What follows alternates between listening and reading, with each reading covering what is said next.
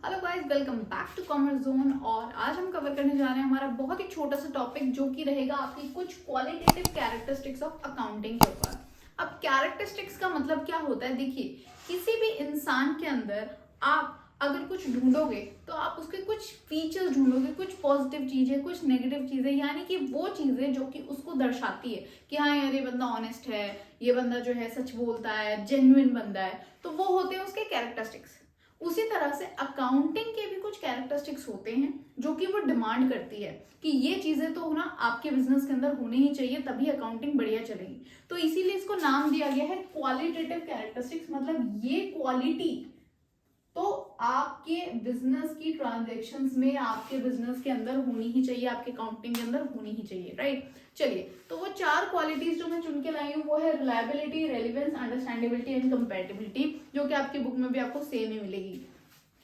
अब रिलायबिलिटी का मतलब क्या होता है? देखिए, रिलायबल का मतलब क्या है कि मैं तुम पे बहुत रिलायबल हूं, मैं ना तुम्हारे बिना ये चीज किसी और से उम्मीद कर ही नहीं सकता हूँ। मतलब कि ये तुम ऐसे इंसान हो जिस पे मैं पूरा भरोसा कर सकता हूँ, इसे कहते हैं रिलायबल होना, नॉर्मल।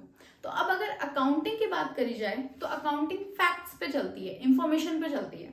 तो अगर आप कोई भी इंफॉर्मेशन अकाउंटिंग के अंदर यूज कर रहे हो तो सबसे पहले तो वो इंफॉर्मेशन रिलायबल होनी चाहिए, यानी कि इतनी ज्यादा सही होनी चाहिए, इतनी ऑनेस्ट होनी चाहिए, इतनी करेक्ट होनी चाहिए कि आप इस इंफॉर्मेशन पे 100% आंखें बंद करके ट्रस्ट कर सकते हो।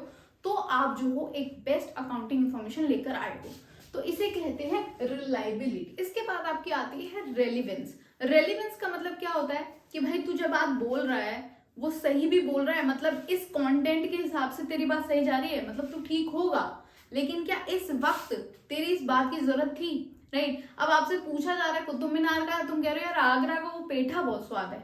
मतलब इंफॉर्मेशन तुम्हारी ठीक है लेकिन अभी इस कंटेंट के हिसाब से सही नहीं है, तो उसको कहते हैं रेलिवेंस। बच्चे तो यूं ही कंफ्यूज हो जाते हैं, ये रिलायबिलिटी भी वही होता है, रेलिवेंस भी, दोनों फर्क है। रिलायबल का मतलब आपकी इंफॉर्मेशन कितनी सही है, कितनी एक्यूरेट है, राइट, कितनी फ्री फ्रॉम बायसनेस है, मतलब आप कितना वेरीफाई कर सकते हो उस बात को कि हाँ 100% सही है। लेकिन रेलिवेंस का मतलब है कि 100% सही है, क्या इस वक्त इस चीज की जरूरत है, मतलब सही चीज सही जगह पर, राइट, एकदम करेक्ट जगह पर करेक्ट चीज पहुंच जाए, इसे कहते हैं रेलिवेंट होना। कि यार इस वक्त जो है ना मुझे ये देखना है कि क्या 20% डिस्काउंट मिल रहा है मार्केट में, तो रिलायबिलिटी मतलब हाँ हम अग्री करते हैं मिल रहा है, और रेलिवेंस मतलब डिस्काउंट की जगह पे डिस्काउंट वाउचर रखा हुआ है। तो ये हुआ रेलिवेंस कि मतलब जब जिस प्रूफ की जरूरत है वो इंफॉर्मेशन उसका प्रूफ दे रही है। क्लियर हो गई बात? रेलिवेंस और रिलायबिलिटी आपस में लिंक्ड है लेकिन दो अलग अलग चीजें। बच्चे हैं कंफ्यूज हो जाते हैं, इसलिए मैं ज्यादा फोकस कर रही हूँ। आगे अंडरस्टैंडेबिलिटी। अब आपने कहा भाई इंफॉर्मेशन 100% जेन्युइन है, ठीक है, और इस इंफॉर्मेशन का यहाँ पर यूज भी हो रहा है, ठीक है, लेकिन क्या इसे आप पढ़ पा रहे हो, समझ पा रहे हो? क्या ये इंफॉर्मेशन इस लैंग्वेज में है, इस तरह से प्रेजेंट करी गई है कि आपको समझ आ रहा है? जैसे अब मैं आपको समझा रही हूँ तो मैं कोशिश कर रही हूँ कि वो लैंग्वेज यूज करूँ जिसको आप बहुत अच्छे से समझ पाए। अगर मैं बिल्कुल ही अकाउंटिंग लैंग्वेज समझाऊंगी तो आप लोग न्यू हो, फ्रेशर्स, आपको समझ ही नहीं आएगा। उसी तरह लैंग्वेज को यूज करो जिससे यूजर्स को समझ आए, इसे कहते हैं अंडरस्टैंडेबिलिटी। तो वो तरीका यूज करके लेकर आना, वो इंफॉर्मेशन प्रोवाइड करना जो यूजर समझ पाए। अगर आप ज्यादा टेक्निकल वर्ड यूज करोगे तो यूजर को समझ ही नहीं आएगा, क्योंकि हर किसी को सीए की लैंग्वेज नहीं आती है, राइट। तो अकाउंटिंग ये भी कहता है कि लैंग्वेज इतनी सिंपल हो, इतनी अडेप्टेबल हो कि वो बहुत आसानी से अंडरस्टैंड हो सके। ये है आपका तीसरा कैरेक्टरिस्टिक। और चौथा कैरेक्टरिस्टिक कहता है कंपैरेटिबल। कंपैरेटिबल से मतलब क्या?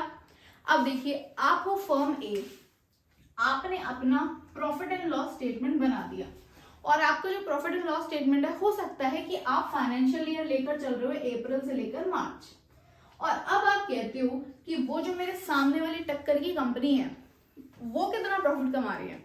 अब आपका जो ईयर है, हो सकता है आपने सारी इंफॉर्मेशन अप्रैल से मार्च की रखी है, और हो सकता है उसका ईयर जनवरी से दिसंबर हो, क्या पता वो कैलेंडर ईयर फॉलो करता हूं।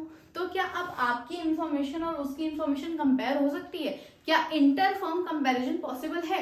आप दोनों का कंपैरिजन पॉसिबल ही नहीं है, क्योंकि हो सकता है कि उसको जो पीक सीजन में सेल मिल गई वो सेल आपको नहीं मिल पाई उस पीक सीजन में, क्योंकि आपका साल ही अप्रैल से शुरू हुआ है। हो सकता है उसको फेब में पीक मिला हो, मार्च में पीक मिला हो, तो जब दोनों की इंफॉर्मेशन कंपेयर करी जा सकती है, एकदम एक्यूरेटली सेम हो, सेम प्रिंसिपल्स पे बनी है, सेम कॉन्सेप्ट उन्होंने लगाए हैं, उस इंफॉर्मेशन को हम कहेंगे कि यार ये कंपेरेटिबल है।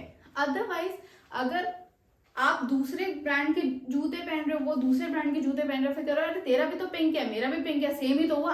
अरे ऐसा नहीं होता भाई, दोनों चीज एकदम एक्यूरेट होनी चाहिए, सेम होनी चाहिए, रिलायबल होनी चाहिए, तब जाके आप उसे कंपेयर करोगे, राइट। तो ये 4 फीचर जो हैं, अगर इन चारों फीचर को एक इंफॉर्मेशन में नापा जाए कि यह चारों चीजें हैं, चेकलिस्ट 1 2 3 4, तो वो इंफॉर्मेशन क्या है, क्वालिटेटिव है।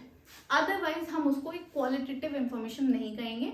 That is all for today, right.